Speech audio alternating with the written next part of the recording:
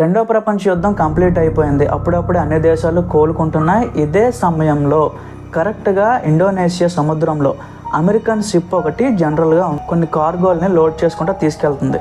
అదే సమయంలో ఆ షిప్కి ఎక్కడి నుంచో తెలియదు కానీ ఒక SOS అలారం అయితే రావడం జరిగింది.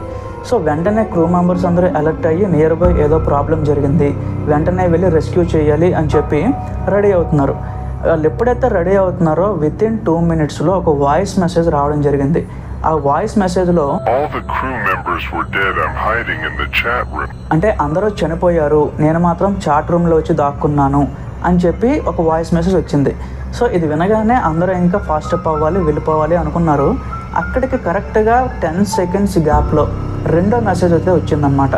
ఆ మెసేజ్లో ఐ డై అని చెప్పి, అంటే నేను కూడా చనిపోతున్నాను. ఎప్పుడైతే రెండో మెసేజ్ వచ్చిందో ఇంకా లేట్ చేయకుండా అందరూ కూడా ఇంకా రెడీ అయిపోయారు వెళ్ళిపోవడానికి. ఆ బ్యాగ్లు ఎక్విప్మెంట్ అంతా పెట్టుకొని ఇంకా షిప్ ఏ డైరెక్షన్లో ఉంది, ఏ డైరెక్షన్ నుంచి ఆ అలారం వచ్చింది అని చెప్పి వెతుక్కుంటూ వెళ్ళారు. చాలాసేపు వెతికిన తర్వాత దూరంగా అయితే ఒక నౌక కనిపించింది. బట్ ఆ నౌక చూసిన తర్వాత వీళ్ళందరిలో ఒకటే డౌట్, అసలు ఈ నౌక మన ప్రాంతానికి చెందింది కాదు, ఎక్కడి నుంచి వచ్చింది అని చెప్పి. సో ఆ నౌక దగ్గరికి వెళ్ళంగానే అందరిలో కూడా ఒకటే భయం, ఎందుకంటే అందరికీ తెలుసు ఆ షిప్లో ఎవరూ బతికి లేరు. లాస్ట్ వాయిస్ మెసేజ్ పంపించిన వ్యక్తి కూడా మరణించాడు. అయితే ఇప్పుడు ఆ షిప్లో ఎవరుంటారు, అసలు ఎందుకు జరిగింది అనే డౌట్తో షిప్ పైకి ఎక్కిన తర్వాత అక్కడ విజువల్స్ చూసి ఆ స్టాఫ్ మెంబర్స్ అందరూ కూడా ఇంకా షాక్లోకి వెళ్ళిపోయారనమాట. ఆ షిప్లో ఉన్న డెడ్ బాడీలు అన్నీ కూడా చాలా విచిత్రంగా ఉన్నాయి. ఏ ఒక డెడ్ బాడీ మీద ఒక బ్లడ్ మార్క్ కానీ ఒక కట్ కానీ ఏమీ లేవు. చనిపోయిన విధానం కూడా చాలా వింతగా చనిపోయారు. వాళ్ళ ఫేషియల్ ఎక్స్ప్రెషన్స్ కూడా ఏదో ఒక ఆశ్చర్యపోతూ చనిపోయినట్టు పెట్టారనమాట. అందరూ అంతే, కళ్ళు బయటకు వచ్చేసి ఎక్కడెక్కడో చాలా విచ్చలవిడిగా పడి ఉన్నారనమాట. ఎప్పుడైతే ఈ విజువల్స్ చూసారో స్టాఫ్ మెంబర్స్ అందరూ కూడా ఇంకా గుండెల్లో రైలు పరిగెట్టినట్టు అయింది. బట్ ఈ స్టాఫ్ మెంబర్స్ అందరిలో ఉండే కెప్టెన్కి కొంచెం ధైర్యం. ఆయన ఏం చేశాడు అంటే మిగతా స్టాఫ్ మెంబర్స్లో ఒక ఇద్దరిని పంపించి ఈ షిప్ ఎక్కడి నుంచి వచ్చిందో మనకు తెలియాలి, ఫస్ట్ వెళ్ళి ఏమైనా డాక్యుమెంట్స్ కానీ పేపర్స్ కానీ కనిపిస్తే వెంటనే నా దగ్గర తీసుకురండి అని చెప్పి, అలాగే ఇంకెవరైనా బతికున్నారా ఏమైనా చెక్ చేయండి అన్నారు. అయితే ఇలాగా బతికున్నారా లేదా అని చెక్ చేసే ప్రాసెస్లో ఎవ్వరూ కూడా బతికలేరు గైస్, అందరూ చనిపోయారు. చనిపోయేటప్పుడు కూడా వాళ్ళ స్కిన్ అంతా కూడా బ్లూ కలర్లో ట్రాన్స్ఫార్మ్ అయిపోయి ఉంది, కళ్ళు కూడా చాలా రెడ్గా అయిపోయి బయటకు వచ్చేసి ఉందన్నమాట. ఈలోగా ఏమైనా పేపర్స్ కానీ డాక్యుమెంట్స్ కానీ దొరుకుతాయి అని సెర్చ్ చేస్తున్న క్రమంలో షిప్ మొత్తంలో ఒక చిన్న కాగితం ముక్క కూడా కనిపించలేదంట. సో దాని అర్థం ఏంటి అంటే ఎక్కడి నుంచి వచ్చింది, ఎక్కడికి వెళ్తుంది, అసలు దీనికి పర్మిషన్ ఎవరిచ్చారు, ఇవే పేపర్లో కనిపించలేదు. ఈ విషయం తెలిసిన వెంటనే మిగతా స్టాఫ్ మెంబర్స్ అందరూ కూడా భయం ఇంకా ఎక్కువైపోయింది. బట్ కెప్టెన్ ఏం చెప్పాడు అంటే మనం ఇక్కడ ఎక్కువసేపు ఉండడం మంచిది కాదు, వెంటనే ఇక్కడ నుంచి వెళ్ళిపోవాలి అని చెప్పి మిగతా స్టాఫ్ మెంబర్ చెప్పారు. ఇంకేమైనా ఆధారాలు దొరుకుతాయో దొరకవా అని చెప్పి ఇంకొక 2-3 నిమిషాలు వెతికారు. ఏమీ దొరకపోయేసరికి వెంటనే దిగేసి వెళ్ళిపోతున్న క్రమంలో ఆ షిప్లో సడన్గా మంటలు వచ్చాయి అన్నమాట. ఆ మంటలు వచ్చి వితిన్ సెకండ్స్లో షిప్ అంతా బ్లాస్ట్ అయిపోయింది. ఆ బ్లాస్ట్ అయిన తర్వాత షిప్ అంతా కూడా ఇంకా సముద్రంలోకి మునిగిపోయిందనమాట. ఇదంతా కూడా వితిన్ మినిట్స్లో జరిగిపోయింది.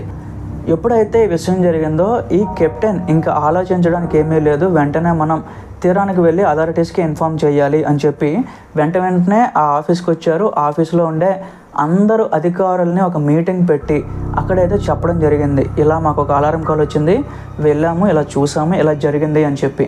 అయితే ఆ అథారిటీస్లో ఉండే కొంతమంది సైంటిస్టులు ఏం చెప్పారు అంటే ఇది ఖచ్చితంగా 2 విషయాల వల్ల జరిగి ఉండొచ్చు అని చెప్పి.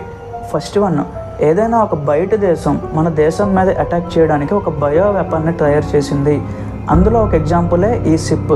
ఈ షిప్లో ఒక వైరస్ని ప్రవేశపెట్టి దాన్ని మన దేశంలో రిలీజ్ చేయాలి అనుకున్నారు. బట్ ఆ వైరస్ మిస్ట్రాన్స్ఫర్ అయిపోయి వాళ్ళ మీద ఎఫెక్ట్ పడింది అని చెప్పి. ఇంకొక సైంటిస్ట్ ఏం చెప్పాడు అంటే వాళ్ళు చనిపోయిన విధానం చూస్తే ఖచ్చితంగా ఏ వైరస్ వలనో ఇంకో దేని వలనో చనిపోలేదు, ఇది ఎవరో అటాక్ చేసి చంపారు, ఇది చేసింది ఖచ్చితంగా ఏలియన్స్. అంటే 4 విషయాలు అన్నమాట. ఫస్ట్ వన్, షిప్లో ఏ ఒక్క డాక్యుమెంట్ దొరకపోవడం, అట్లీస్ట్ ఒక పేపర్ అయినా ఉండాలి, లేకపోతే అట్లీస్ట్ ఒక బోర్డు అయినా ఉండాలి. అలాంటిది ఏ ఒక్కటి కూడా దొరకలేదు అంటే ఆ డీటెయిల్స్ మాయం చేసింది ఏలియన్సే. 2, ఏలియన్స్ సీక్రెట్గా మన భూమి మీద ఏం జరుగుతుందో తెలుసుకోవాలి అనే ఉద్దేశంతో ఆ షిప్ మీద నిఘా ఉంచారు. ఆ కార్గో షిప్లో ఇంకేదైనా ఒక ఆబ్జెక్ట్ ఉండొచ్చు.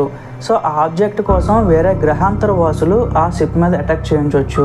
సో ఇలా కూడా జరిగే అవకాశం ఉంది అన్నారు. బట్ ఆ ఏలియన్ థియరీలో చాలా విషయాలు అయితే నిజాలు అయ్యే అవకాశాలు ఉన్నాయి గైస్. ఆయన ఏం చెప్పాడు అంటే ఒక ఆబ్జెక్ట్ కోసం ఏలియన్స్ వచ్చారు, అది తీసుకునే ప్రాసెస్లో వాళ్ళందరినీ చంపేశారు. అలాగే రెండో ప్రాసెస్లో ఆ డీటెయిల్స్ అన్నీ కూడా మాయం చేశారు. డీటెయిల్స్ అలాగే రీజన్, ఈ రెండు విషయాలు ఎప్పుడైతే మిస్ అయ్యాయో ఖచ్చితంగా ఈ శక్తి ఏలియన్స్కి మాత్రమే ఉంటుంది. అంటే సముద్రం నడి మధ్యలో ఇలాంటి విషయాలు మాయం చేసే శక్తి సాధారణ మానవులకు అసలు ఉండదు. ఖచ్చితంగా ఏలియన్స్ చేసిన పనే అని చెప్తున్నారు అనమాట. రెండు థియరీస్లో కూడా ఎక్కువగా పాపులర్ అయింది ఏలియన్ థియరీ గైస్. ఆ ఇద్దరు సైంటిస్టులు కూడా చాలా పేరు మోసిన సైంటిస్టులు అనమాట.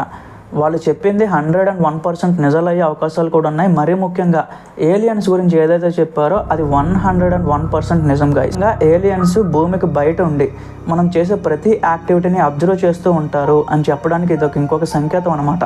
ఎందుకు అంటే ఇలాంటి డీటెయిల్స్ మాయం చేసే శక్తి ఎవరికి ఉండదు. ఏలియన్స్ మాత్రమే ఆ టెక్నాలజీని వాడగలుస్తారు, వాళ్ళకు మాత్రమే సాధ్యం. ఈవెన్ మనం ఇక్కడ ఇలా మాట్లాడుకునే విషయాలు కూడా వాళ్ళు ఎన్ని అవకాశాలు ఉంటాయి అని చెప్పి ఆ సైంటిస్ట్ అయితే అట్ ద ఎండ్ కంక్లూజన్ అయితే ఇవ్వడం జరిగింది.